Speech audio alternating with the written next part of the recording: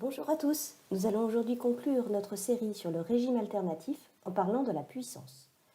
Comme je vous l'ai dit dans mes toutes premières vidéos, l'électricité peut servir à véhiculer une puissance ou une information.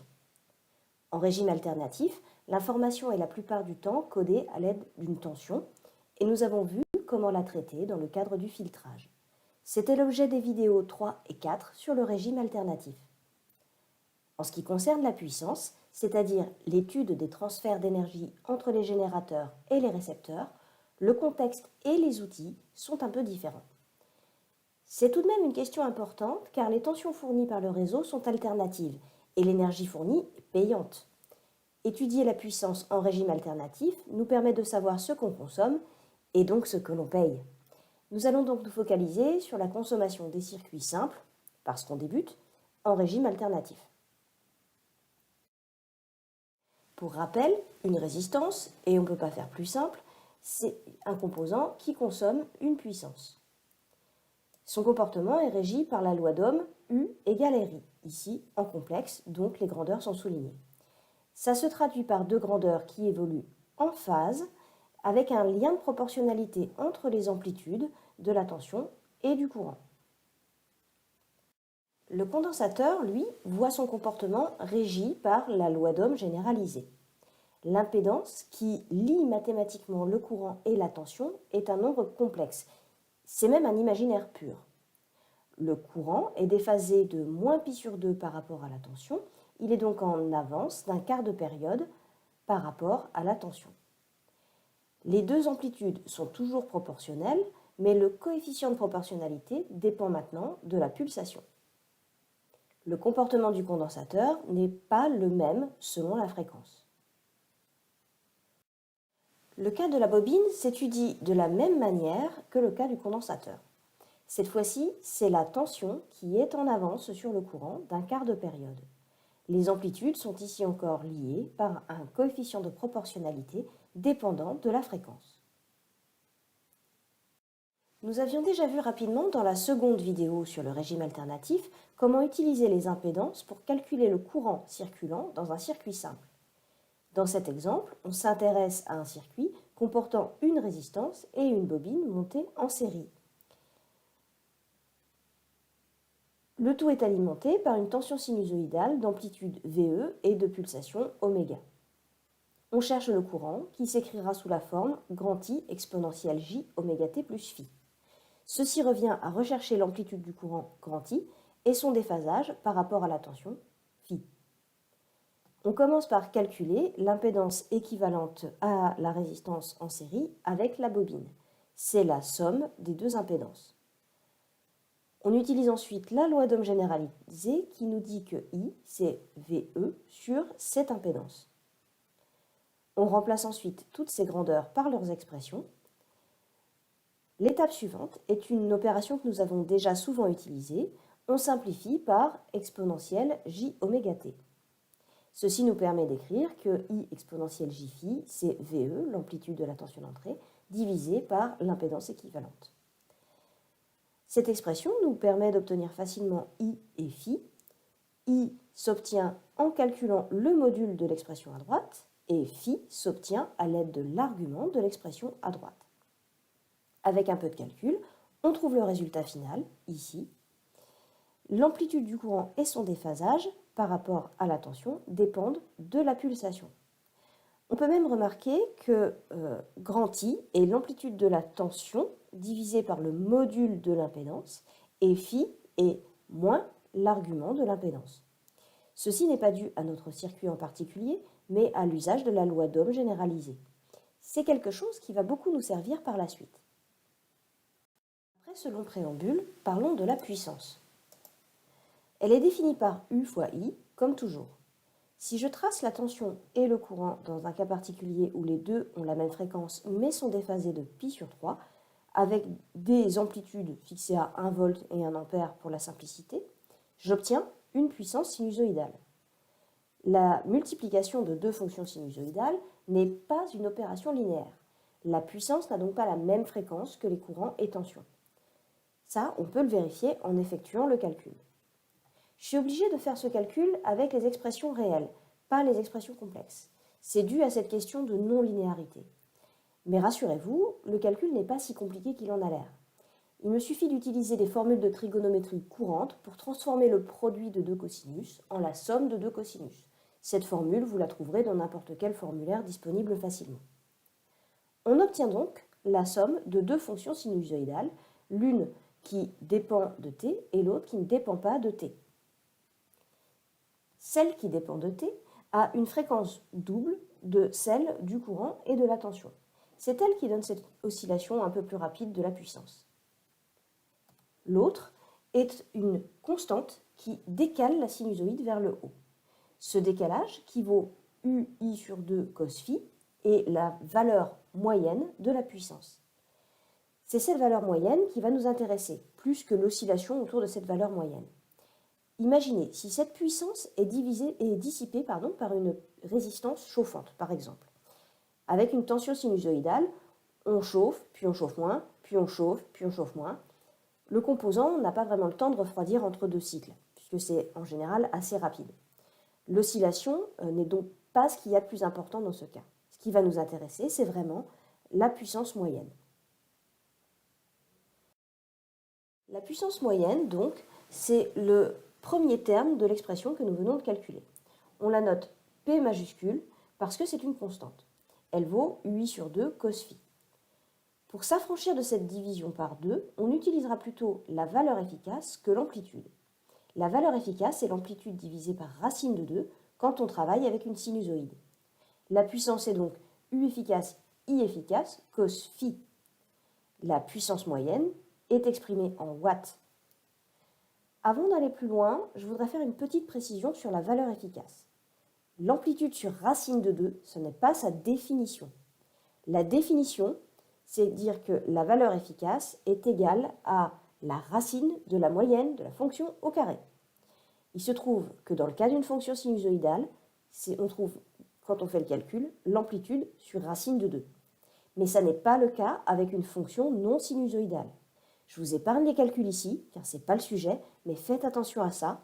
Ne vous mettez surtout pas en tête que la valeur efficace, c'est forcément cette expression-là, parce que ça n'est vrai qu'en régime alternatif.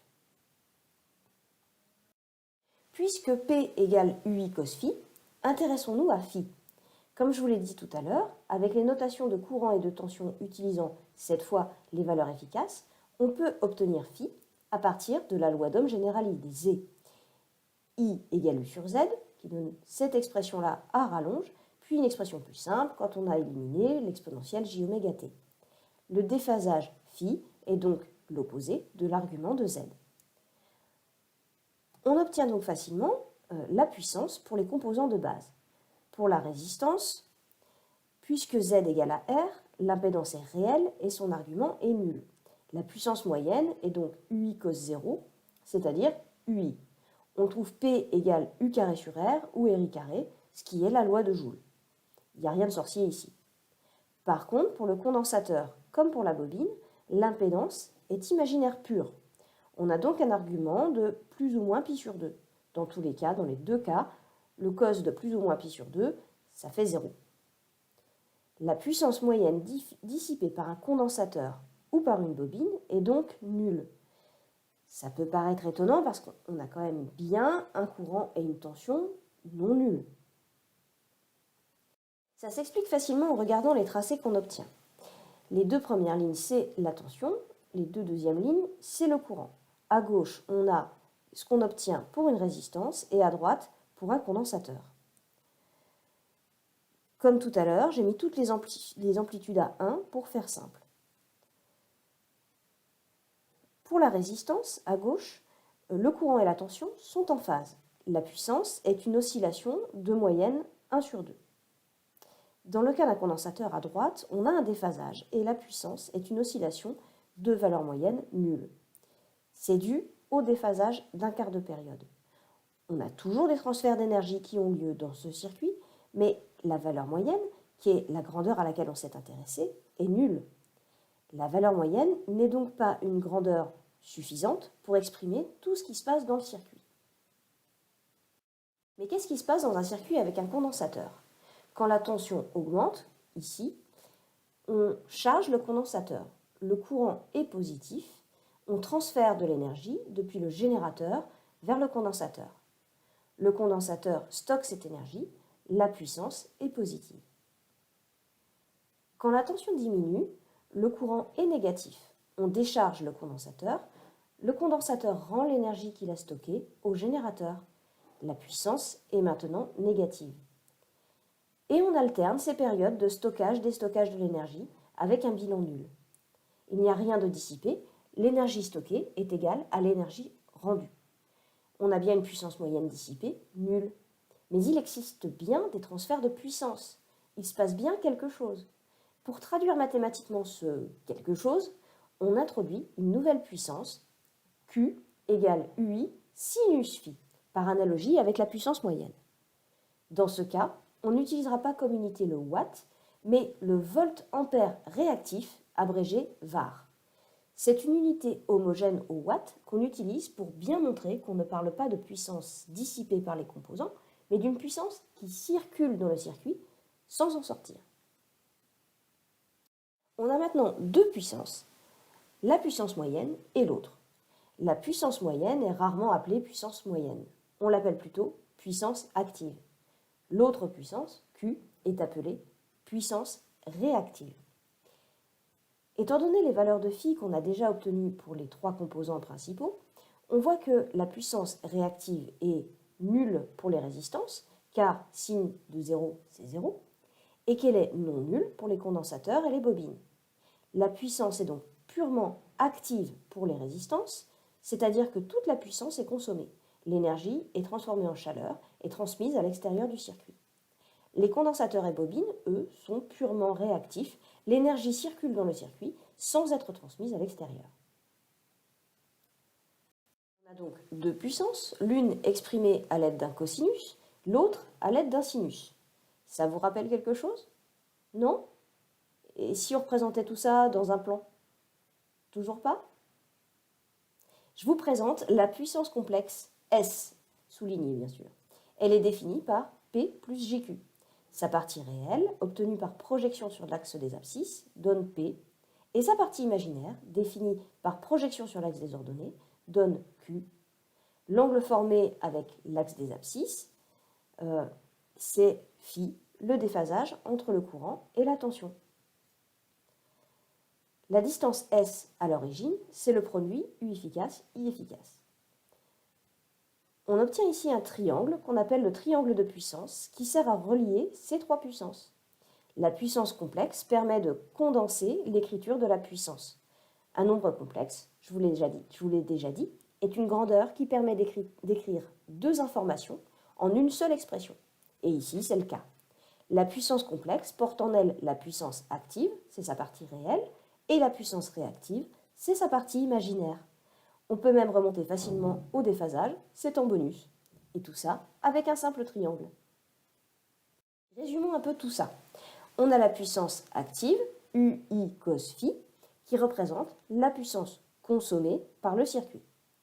On a la puissance réactive, UI sin phi, qui représente la puissance qui circule dans le circuit sans être consommée. On a la puissance complexe, qui résume en une seule notation ces deux aspects de la puissance. Ces trois éléments se retrouvent sur le triangle de puissance. On peut aussi y lire le module de la puissance complexe qui a une forme très simple, U fois I. On la note S, non soulignée, et cette nouvelle puissance, c'est la puissance apparente, U efficace, I efficace. C'est l'hypoténuse du triangle de puissance. C'est une puissance très importante, parce que c'est elle qu'on paye. En effet, le gestionnaire du réseau nous facture non seulement la puissance qu'on consomme, mais aussi la puissance réactive qui utilise le réseau, même si ce n'est pas cette puissance que nous, on utilise. Il vaut mieux donc consommer un maximum de ce qu'on paye, c'est-à-dire avoir S proche de P. Or, S égale UI et P égale UI cos phi. Il faut donc avoir cos phi proche de 1. Ce cos phi est tellement important qu'on lui a donné un nom. C'est le facteur de puissance noté K. Regardons cela d'un peu plus près. K est donc égal à cos phi. Pour une valeur quelconque de k, on retrouve le triangle de puissance. Si k est proche de 0, p est nul, enfin presque nul, et s est proche de q. On paye donc une puissance qu'on ne consomme pas. Elle circule simplement dans le réseau. Si k est proche de 1 maintenant, toute la puissance est consommée. S égale à P et Q égale à 0. C'est le cas idéal. Malheureusement, ce n'est pas vraiment évident à obtenir. Reprenons notre exemple, fil rouge, du circuit RL. On va chercher son facteur de puissance pour voir si la puissance est plutôt active ou réactive. Pour cela, on commence par calculer l'impédance du circuit. Pour aller plus loin, on a besoin du module et de l'argument de cette impédance. Grâce à ces quantités, on obtient la valeur efficace du courant et son déphasage par rapport à la tension. Ce déphasage se calcule avec une fonction arc-tangente. Le facteur de puissance est le cosinus de l'arc-tangente. Pour calculer ça, j'ai ma formule magique, pareil, trouvée dans un formulaire tout simplement. Et on obtient, après un tout petit peu de calcul pas méchant, un facteur de puissance qui va être proche de 1 si L sur R est faible devant 1. Allons plus loin. Avec I efficace et phi, on peut calculer les puissances actives, réactives et apparentes. Elles dépendent toutes de oméga. Si oméga égale 0, Q égale 0 et toute la puissance est consommée. C'est le cas idéal, mais ça ne représente pas beaucoup d'intérêt en régime alternatif. Si oméga est positif, mais petit devant R sur L, P reste proche de S. On peut donc choisir ces composants de manière à rester dans ce cas-là. Dans le cas contraire, la puissance est plutôt réactive. Mais ce n'est pas vraiment ce qu'on cherche. Alors qu'est-ce qu'on va faire quand on est dans ce cas-là? Une astuce assez courante est de rajouter un composant réactif au circuit pour compenser le côté réactif qui existe déjà. La puissance réactive est liée au déphasage du courant par rapport à la tension. Or, la bobine induit un déphasage de plus pi sur 2. L'idée est donc d'ajouter au circuit un condensateur qui induit un déphasage de moins pi sur 2. Allez, on fait le calcul. L'impédance équivalente est modifiée par l'ajout du terme en 1 sur JC oméga. Ce terme modifie la partie imaginaire de l'impédance et ça se voit dans le calcul du module et de l'argument. Je saute quelques lignes de calcul un peu rébarbatives pour arriver directement au résultat. Si j'annule la partie entre parenthèses, j'ai bien k égale 1. Pour cela, il suffit d'avoir LC oméga carré égale à 1. C'est possible, puisque le condensateur est un composant que je rajoute pour améliorer le facteur de puissance. C'est donc à moi de choisir ce condensateur intelligemment. Voilà, c'est tout ce que j'avais à vous dire sur le sujet. Retenez ce fameux triangle de puissance qui vous permet d'optimiser la consommation de vos appareils. C'est aussi la fin de cette série de vidéos sur le régime alternatif. Je vous retrouverai bientôt sur une nouvelle thématique. En attendant, n'hésitez pas à poser vos questions en commentaire si besoin. À bientôt!